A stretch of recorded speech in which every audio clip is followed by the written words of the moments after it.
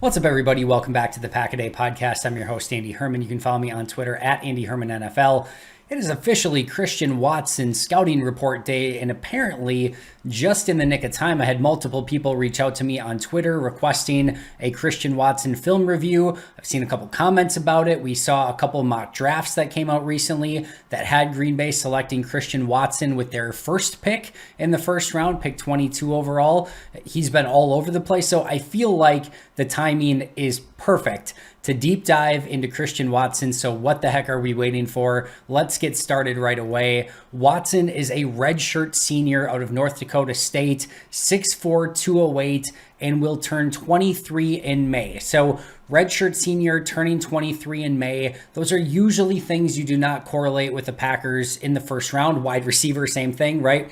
If you say over the last, 3 decades, redshirt senior, wide receiver, age 23, those are, again, not things that you would normally correlate with Green Bay, but he does hit a lot of the other things that they like, specifically those athletic thresholds, and we all know wide receiver is a huge position of need. Well, Christian Watson tested in the 99th percentile, over the 99th percentile, 99.6 percentile overall as a wide receiver from an athletic standpoint. He tested above average in literally everything and elite in almost everything. So let's just run down the list. I know this is a lot of numbers to take in, but it's worth noting here because he is a freak athlete.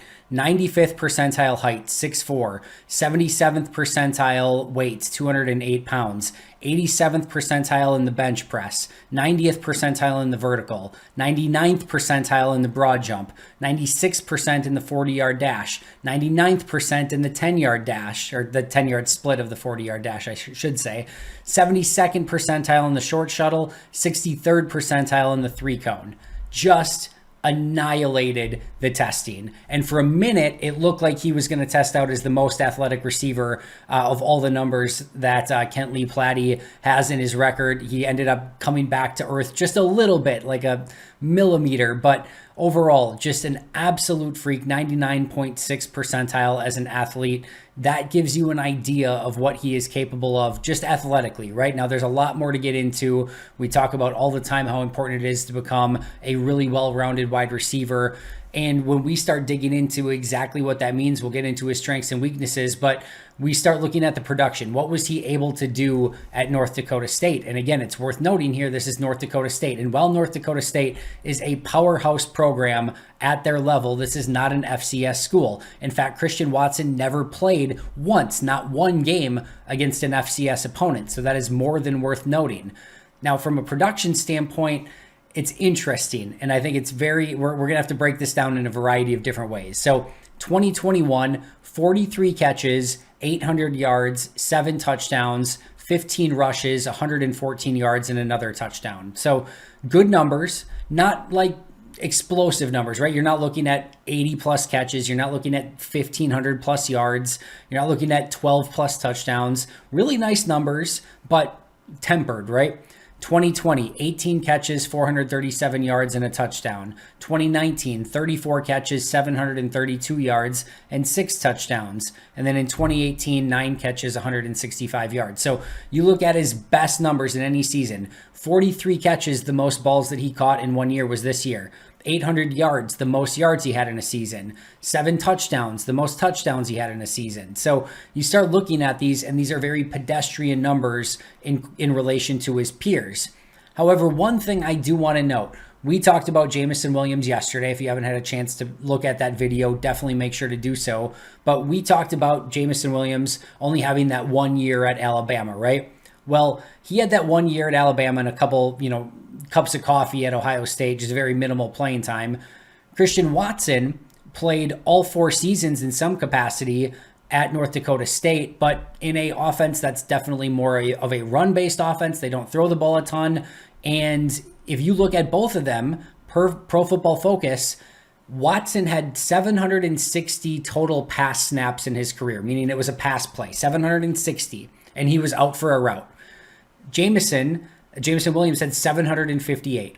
So almost identical, right? 760 for Watson, 758 for Jameson. In those snaps, in those actual routes, that snaps that they ran routes on, Williams had 94 catches, 1,838 yards, a 19.5 yard average, and 18 touchdowns. And I waxed poetic yesterday about how explosive and dominant and fun of a player he is.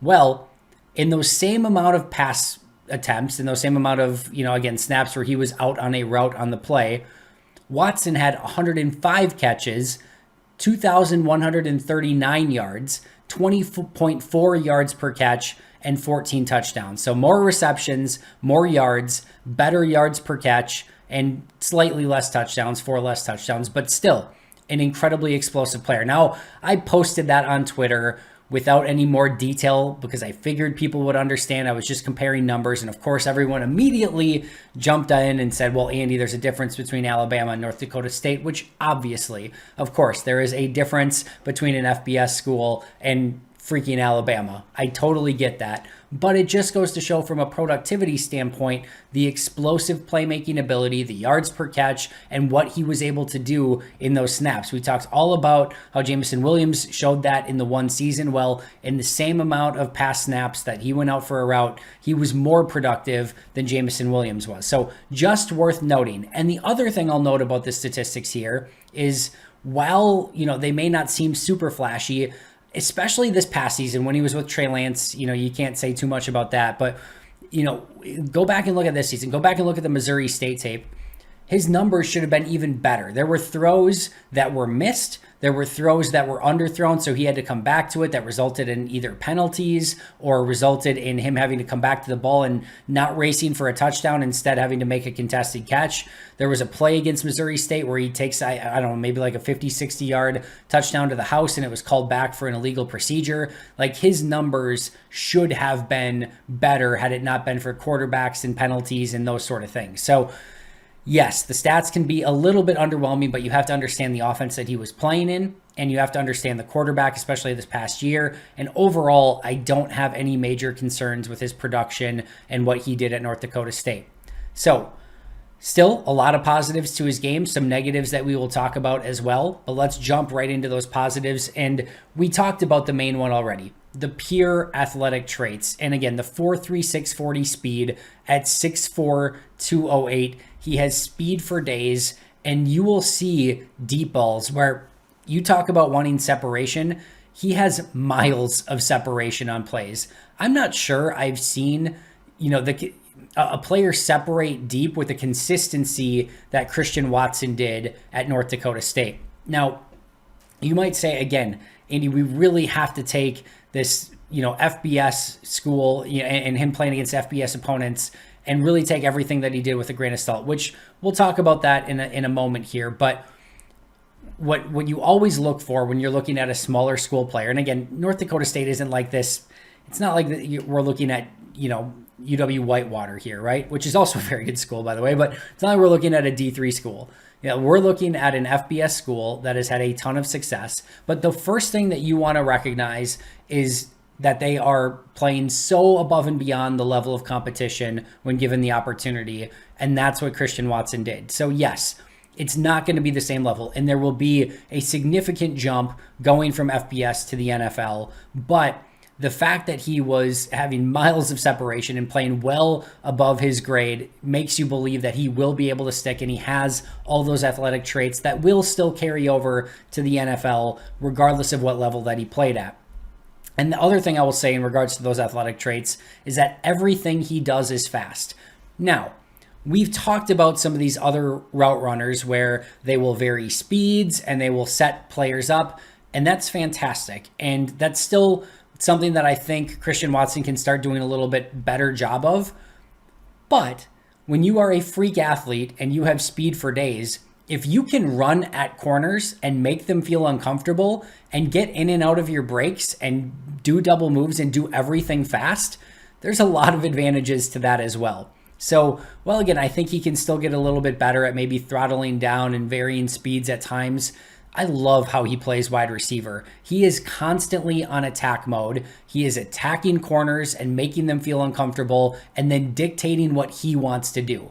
And there is a lot of value in that as well. So Everything he does is fast, whether it's a kick return, whether it's a handoff, whether it's a jet sweep, whether it's a reverse, an end around, whether it's a bubble screen, whether it's a crosser, whether it's a deep ball.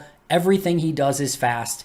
And we all know that Green Bay can use more fast within the scheme of their offense, and what they really need from their playmakers right now is more speed. Well, Christian Watson has that for days, and all he does is fast. And again, I say that in a good way. Also love his toughness and his competitive nature. Again, I talked about this with a few other of my breakdowns so far. I want to see a competitive drive. I want to see somebody who cares. There's a great play where he is running deep. He's wide open. Quarterback underthrows him. He comes back to the ball, ends up being a pass interference penalty, but he had a chance to still go up and make the catch, even though the guy, he's literally being tackled at the time. He has a chance to go up and make the catch.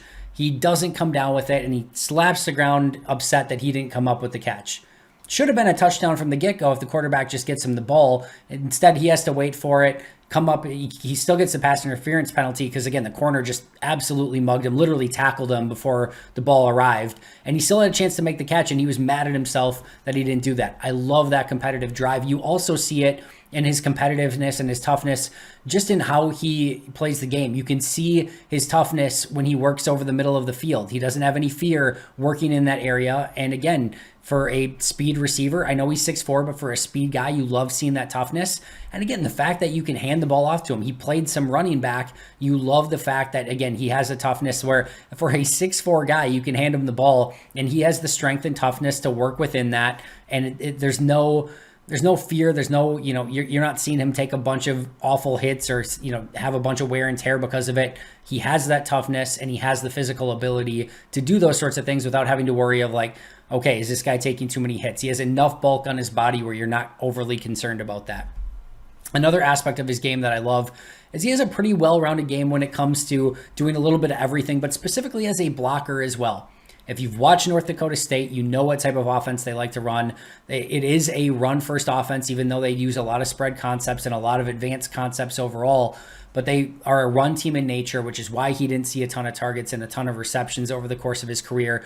But with that becomes a more well-rounded mentality, and the fact that he had to block on the outside within the scheme of that offense, and he got pretty darn good at it. Everyone as a receiver can improve as a blocker, but overall, I do think he has the ability to become one of the better run blockers in this wide receiver class, and that fits very well with what Matt LaFleur wants to do in this offense. Love the fact that he can attack corners with pace and run straight at them. Again, I talked already about the fact that he does everything with speed. Again, he has no fear in attacking them and running at them with pace. He also, again, for a 6'4", 200-pound guy, you don't see very many 6'4", 200-plus pound gadget wide receivers. He can legit be a gadget guy. He can run reverses. He can kick return. You can give him the ball in handoffs in the backfield. Again, crossers and screens. He has the ability to take to the house at any moment. If you need to use him as a gadget guy and sort of scheme him open and do a bunch of fun stuff with him, a la, a Deebo Samuel type player, you can do that. I'm not saying he's Deebo Samuel. He is not. He is literally not Deebo Samuel in a variety of different ways. But if you want to do some of that stuff with him, you can, and he will have success. That is well within his wheelhouse, and it's a rare trait. It's a rare skill set for a player of his size and ability. It's a really unique player. I talked, when I did my Drake London breakdown, I talked how unique he was and why it was so fun to break him down. I'm in the same spot with Christian Watson. He is a very unique player to break down, and I'm really intrigued to see how he turns out at the NFL level. Another thing that I was not expecting out of Christian Watson, but I really liked, was his ability to flash late hands. He has strong hands, but he also has the ability to flash late hands and get the ball. It's not Devontae Adams-esque, nobody's really is, where he's flashing him at the literally ultimate last second, but they're late enough where it causes confusion for the corner and is they're unable to get their hands up in time. It's something he can still get better at and do a little bit more consistently, but there were multiple plays on tape where he flashed late hands. And again, that's more of a skill you learn later on in your career as a wide receiver. I know he's a redshirt senior in a really smart program, but I was impressed with his ability to do that because, again, usually that comes later, even in your NFL career, with the ability to do that. As mentioned, he has kick return ability, which we know Green Bay would love to have on their roster, is a little bit more return ability. He had 26 career kick returns, 686 yards, and 2 touchdowns, so showed his explosive ability there as well. showed the ability to track the ball very well down the field. It's one thing to be a speed receiver and a deep receiver, but if you can't track the ball and you can't come down with it, doesn't matter much, but he has that tracking ability. He has a great catch radius. Of course, if you're 6'4", have, big hands, you're going to have a big catch radius. He does, and it shows up on tape. And then a couple other things here. He did very well at the Senior Bowl during the course of the week in practices, and that was a huge, something that was really huge for him throughout the process this offseason. If you have that FBS level skill set and you flash on tape, but go to the Senior Bowl or go to the bowl, the All-Star games, and you don't perform, teams are really going to have concerns of like, all right, this is just not going to carry over into the NFL. But the fact that he went and had a great week at the Senior Bowl, great week of practices, and showed that his route running was actually, I think, better than people were expecting and hung with everyone and performed very well, that shows that his traits on tape and what he showed on tape at North Dakota State is not a fluke. So that's a really good sign. A couple other notes. If you want to talk ceiling of players in this draft, I'm sure there's probably going to be some people that maybe disagree with me on this. If you took all the receivers that I've broken down so far, which I think I've got to all of the potential first-round wide receivers at this point, if you broke down all of the receivers and said which of them has the highest ceiling in this draft class, I think it's Christian Watson. If you told me all of them reached their ultimate ceiling, which one of them is best, I would say it's Christian Watson. 6'4", the ability to play on the outside, the ability to burn past people down the field, the ability to have a great catch radius and high point the ball, go over the middle, win with speed. It's like 4.36 40, excuse me. The ability to be used as a gadget player, the ability to be a kick returner. Like, there's just not much that if he reaches his ceiling that he couldn't be phenomenal at. So if you told me right now, again, if every wide receiver in this class reached their ceiling, which one is best? I'm going Christian Watson. And there's value in that. Now, I'm not saying he's most likely to reach his ceiling, but I am saying if he reaches it, he's going to be the best wide receiver in this class. I feel confident in saying that. All right, a couple other things. I do think he is a dream in Matt LaFleur's offense. I think, again, that Matt LaFleur's ability to scheme people open with crossers and Aaron Rodgers' ability to check routes at the line of scrimmage, his ability to be used in the backfield, reverses, end-around sweeps. I just think there's nothing that he couldn't do. They need speed on the outside to threaten and take the safety over to that side and open things up underneath. I just think it's everything that Matt LaFleur would love at wide receiver in his offense right now that he's really missing with the absence of MVS and Devontae Adams. And I think Aaron Rodgers would really enjoy playing with him as well. And then last but not least, it's not really a positive, but more of a note, his father, Tim Watson, who has since changed his name, but Tim Watson at the time was a 6th-round pick by the Packers back in 1992. So clearly it is meant to be that Christian Watson will be a Packer as well. All right, let's jump into the negatives. We talked a lot already about the level of play, so I'm not going to go too much more into it, but he is going to have to prove that never playing against an FBS or a FCS team, constantly playing in the FBS and going against a lower level of competition, that when he gets to the NFL, that it's not going to be overwhelming for him. That's just something that, again, teams are going to have to evaluate, and the fact that he did have a great Senior Bowl week is going to help him a ton in that regards. We talked about the production already as well. I don't have concerns about his production based on what was available to him in that offense. I think he did as much as he could to prove that he is a playmaker, to prove that he can get open, to prove that he can win in a variety of different ways. I think ultimately he's going to be a better pro than he, from a production standpoint, than he was ever able to be in college due to the system. But I think he really learned a well-rounded game at North Dakota State in the meantime, while not having a ton of wear and tear on his body, not being like a guy that caught 75 balls for 3 seasons and took a bunch of hits and things like that. I think that could potentially help him. And like I said, I think he's going to be a more productive pro than he ever was in college. His other big red flag is drops. He had 12 drops in his final 2 seasons, and just displayed his hands are fine. Like, he's got big hands. He can pluck the ball out of the air. He showed the ability to make sliding catches and diving catches and contested catches. It's just a concentration thing. So he's going to have to focus. I do think that's something that, will probably ebb and flow a bit and come and go. I don't think it's going to be a constant plague in his career, but it's another question that will have to be asked, and you hope doesn't rear its ugly head if you draft him early in the draft. I don't think his play strength is great. You don't see a ton of broken tackles. He's more running away from people. Again, if you've got a speed demon, you're not necessarily needing him to break tackles, so he can run away from people. He doesn't have to do that. But he doesn't always play with the best play strength, whether that's in contested catch situations, whether that's in blocking situations, whether that's even on hand. Like, there's just things that he can do better from a strength standpoint. I do think he will put on some functional strength without losing too much of his speed. But I think his play strength can get a little bit better.